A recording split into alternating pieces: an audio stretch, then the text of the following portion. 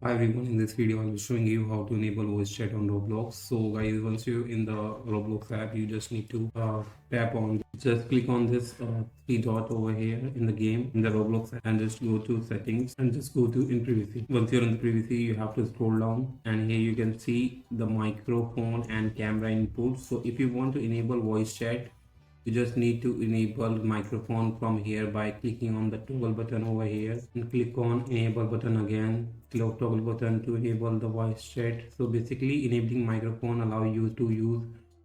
you are using allowing Roblox to use your microphone to chat with voice. So just click on enable, and once you're done with this, you just need to go back to and open any game that supports microphone and communication, and just tap on once you are in the game, you just need to tap on this mic over here. Just click on it and you can see the variation in the mic. It means you Roblox is using your microphone and now you can talk to anyone in the game. So that's how you can voice chat on Roblox PC. So the similar steps are in the mobile as well. You just need to open Roblox app on mobile and enable the my voice chat in the same manner. Hope you like it. Thanks for watching.